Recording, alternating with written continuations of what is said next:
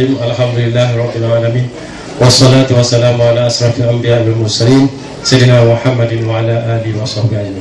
Yang saya hormati saudara pengurusi majlis, saudara Ahmad Alimi, yang bahagia Tuan Haji Mustafa Kamal Ayub, Presiden MEC Pusat, saudara saya rakan seperjuangan di Johor, iaitu Puan Nahbin Budin, Pengurusi MEC Negeri Johor, Al-Fadil Ustaz Sulaiman Rus, Timbalan Ketua PAS kawasan Kuantan, ayahanda saya Wan Yusof Hongkonok, pengurusi rapat NGO yang baru tubuh hari ini,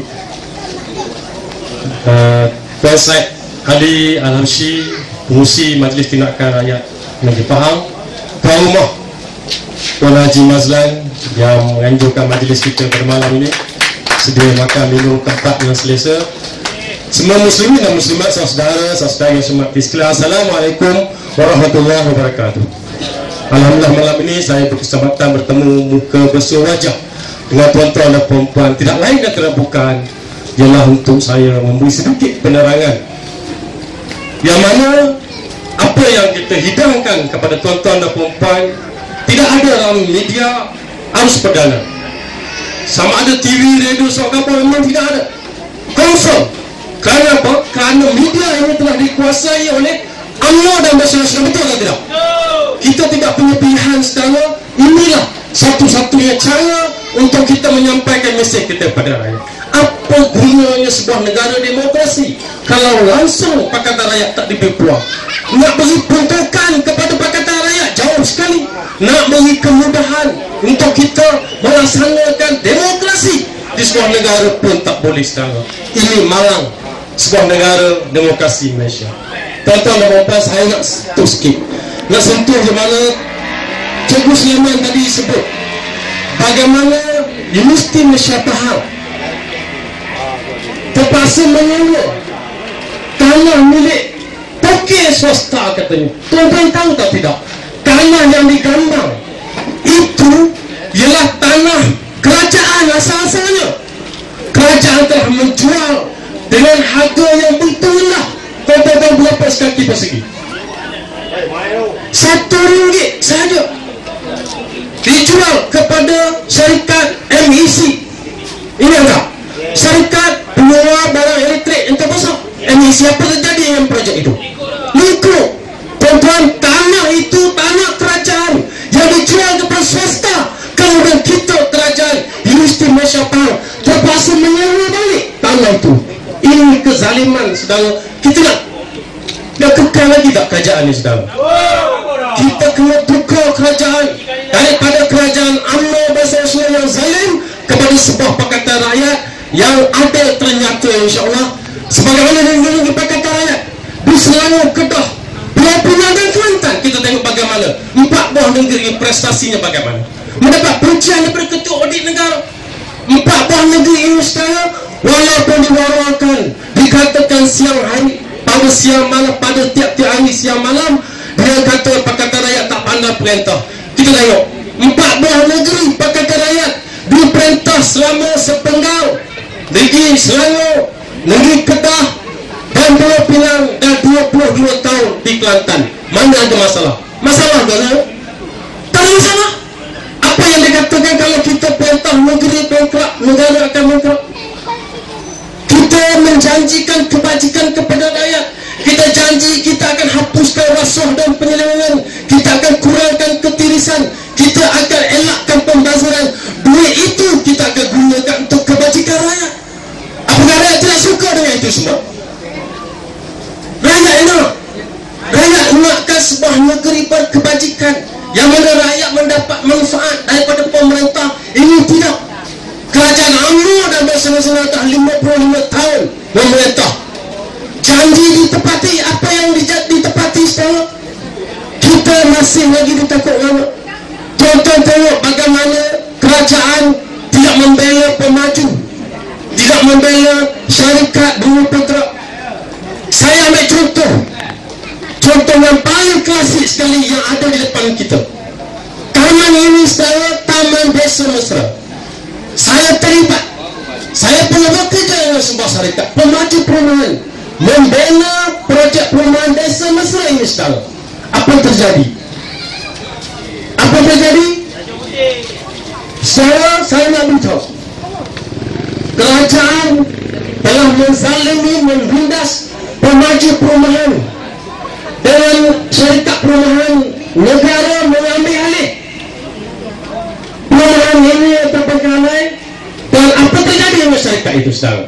Dia lelang, dan cara kaedah lelang itu bukan cara biasa. Dia tampal notis lelang itu dalam hutan, dalam semak yang orang tak boleh tahu notis itu sekarang. Apa terjadinya pemaju perumahan? Sebuah syarikat Bumi Putra yang saya pernah kerja bersamanya ini menunjukkan bahawa dasar perumahan negara kita, dasar kerajaan UMNO Barisan Nasional adalah contoh bagaimana dasar kerajaan UMNO dan Barisan Nasional tidak membela nasib rakyat. Kalau dia kata dia nak mendahulukan rakyat, ini sepatutnya dia Bumi Putra, syarikat pemaju perumahan yang sepatutnya dibela, bukannya ditindas. Dia mengambil alih dan diberi kepada syarikat lain. Tahu syarikat apa dapat?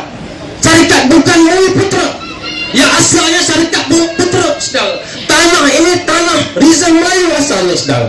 Bagaimana kerajaan, saudara, memindahkan equity ini, saudara, daripada sepatutnya status Malay Rizal kepada yang sekarang ini, saudara. Kita berasa sedih dan lupa cita. Ini contoh paling klasik yang ada di depan kita. Sebuah taman perumahan desa Mesra yang saya terlibat, di mana saya pernah bekerja bersama. Ini contoh, saudara. Saya nak beri contoh lain. Contoh harga barang yang naik saban hari, saudara. Kita terasa bagaimana kenaikan harga barang ini setiap hari. Kalau kita pergi pasar, naik semua barang-barang, betul tak lihat? Naik semua harga dia. Tidak ada yang tua ataupun harga lama, tak ada. Sebab apa? Sebab apa naik semua? Kenapa kerajaan tak kawal harga? Kenapa kerajaan tak boleh bantu kita? Kalau betul dia kata dia nak membela nasib rakyat, rakyat didahulukan, sekarang sepatutnya kerajaan memberi perhatian tentang kenaikan harga barang ini. Dia kawal supaya rakyat tak terbeban dengan kenaikan harga barang. Alasan ini apa? Alasan ini masalah global. Masalah kenaikan kos yang terpaksa ditanggung oleh pengeluar dan pemborong. Kenapa, saudara? Sebab kita terpaksa menggunakan cukai yang tinggi kepada mereka. Kenapa? Kerana masih lagi terhutang. Kita terhutang, saudara. Sekarang ini dah mencecah 600 bilion ringgit, 600,000 juta. Kenaikan hutang kita bertambah sejak Dr. Mahathir. Betul tak, saudara? Dr. Mahathir membuat hutang 300 bilion. Dia meninggalkan hutangnya kepada Tanah Badawi 400 bilion. Dan Najib sekarang ini menambahkan lagi sampai mencecah 600 bilion setahun. Bayangkan, saudara, kita terhutang rakyat 30 juta, terhutang 600 bilion, saudara. Kalau kita kira setiap rakyat Malaysia terhutang sebanyak 20,000 ringgit. Lahirnya menangis, bukan menangis kerana apa? Kerana menggunakan hutang yang mereka terpaksa tanggung. Rakyat Malaysia sedang menunggu. Kita ada bahan-bahan sebagaimana yang katakan tadi. Kita ada bagaimana kita ada hasil balak, ada biji besi, sumber aslinya, saudara. Kita ada kawasan sawit dan kita ada pelbagai sumber pendapatan, tetapi kita tak dapat lagi menampung kenaikan harga barang. Sepatutnya kerajaan kawal supaya kita tak terbeban dengan harga barang yang meningkat ini, saudara. Sebab apa? Ini saya nak beritahu, saudara. Sebab apa ini semua berlaku? Sebab kerajaan sekarang ini terhutang yang begitu banyak. Kalau tidak diurus tadbir dengan baik, kita menanggung hutang lagi banyak, saudara. Dan kita nak atasi caranya ialah dengan kita apa? Mengurangkan pembaziran. Kita elakkan rasuah dan penyelewengan serta ketirisan. Kita gunakan duit rakyat ini untuk kebajikan rakyat. Duit yang kita ambil daripada Petronas 28 bilion setiap tahun itu, kita gunakan sebaik-baiknya. Kita beri bantuan kepada rakyat, bukan bantuan yang beri 1-2 ni, bukan. Ini pun kita ambil, dia bagi kita ambil. Ini duit kita, dia bagi 100 ringgit, kita ambil 200 ringgit, kita ambil.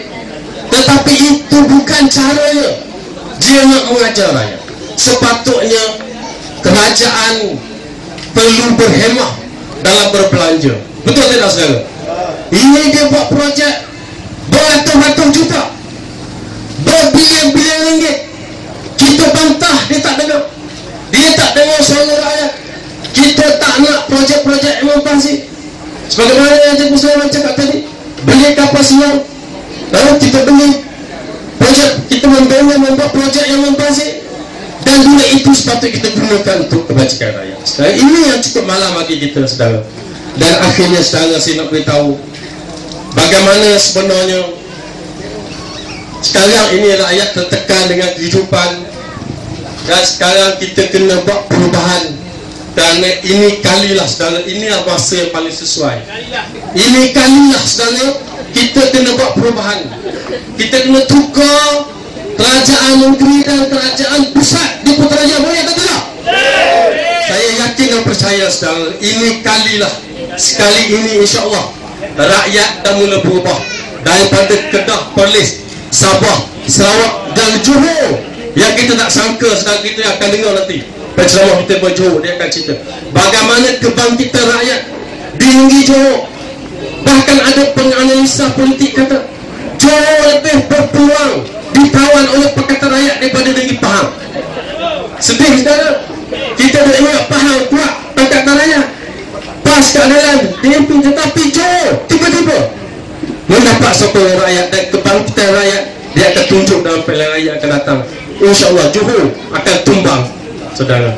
Tuan-tuan dan puan-puan saudara yang saya hormati sekalian, untuk akhirnya saya nak menyeru kepada semua tuan-tuan dan puan-puan, kali ini pilihan raya akan datang, kita kena tolak penipuan yang dilakukan oleh pemimpin-pemimpin UMNO dan Malaysia Nasional dalam surat khabar, TV, radio. Jangan dengar apa-apa tuduhan, sentimen perkauman dan agama yang dimainkan oleh puak-puak UMNO dan Malaysia Nasional. Sekarang saya nak beritahu ni, sebab ini penting. Sebab UMNO dan Malaysia Nasional tidak ada isu lain. Dia nampak isu ini yang boleh menyentuh hati orang Melayu, hati orang Islam. Betul tak jelas, saudara?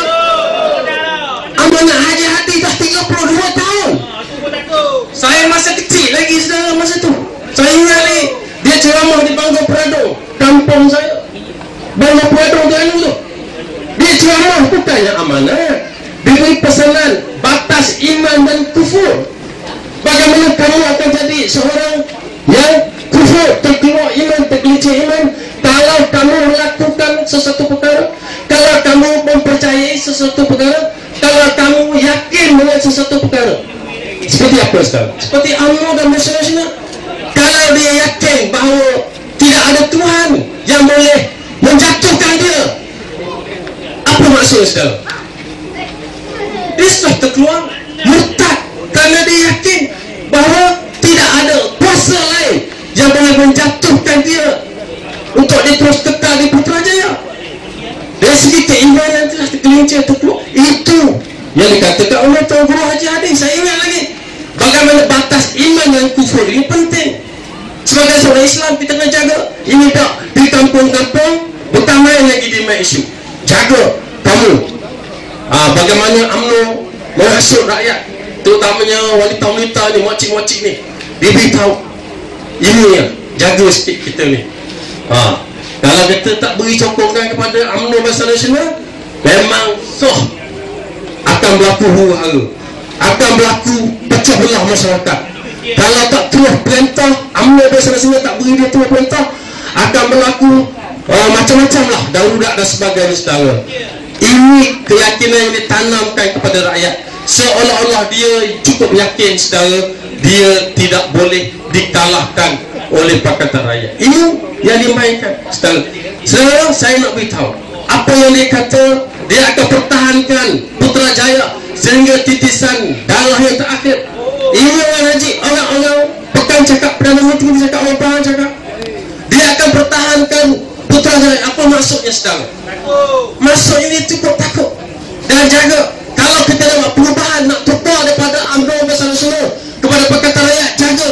Akan berlaku huru-hara, akan berlaku peristiwa 13 Mei. Seperti mana yang dikatakan oleh Sarizat Jalil dan Perhimpunan Agung UMNO sekarang. Ini yang dimainkan sentimen ini cukup baik. Dan sekarang apa yang mereka kata sekarang, kita cukup sekarang ini berhati-hati, kerana kemungkinan apa yang cakap itu yang dilaku, yang dikatakan akan berlaku sekarang, kita Pakatan Rakyat tak buat, kita langsung tak terlihat, betul tak sekarang.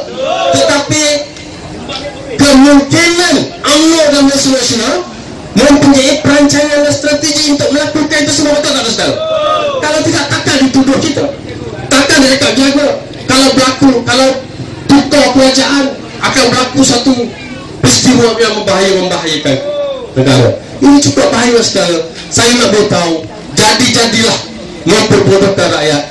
Kepada orang kampung ini kita kena ingat bahawa UMNO dan Nasional adalah merupakan sekarang ini di usia penghujung usianya sekarang. Dan insyaAllah Pakatan Rakyat akan memerintah negeri Pahang, insyaAllah, kalau dengan sokongan rakyat.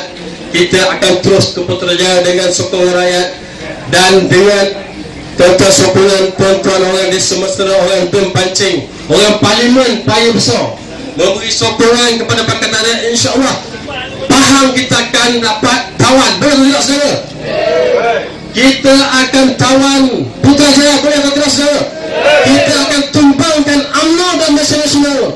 Kita akan jatuhkan mereka. Kita akan tumbangkan kerajaan UMNO dan Barisan Nasional, dan kita akan dirikan sebuah kerajaan baru Pakatan Rakyat di atas kejatuhan dan keruntuhan itu sekarang. InsyaAllah. Saya rasa itu saja, kerana saya nak beri peluang kepada dua orang penceramah jemputan kita, iaitu Tuan Haji Mustafa Kamil Ayub dan juga Puan Nafil Budik. Masa yang panjang kepada mereka, kita dengar nanti insyaAllah. Sekian, wabillahi taufiq wal hidayah. Wassalamualaikum warahmatullahi wabarakatuh. Takbir.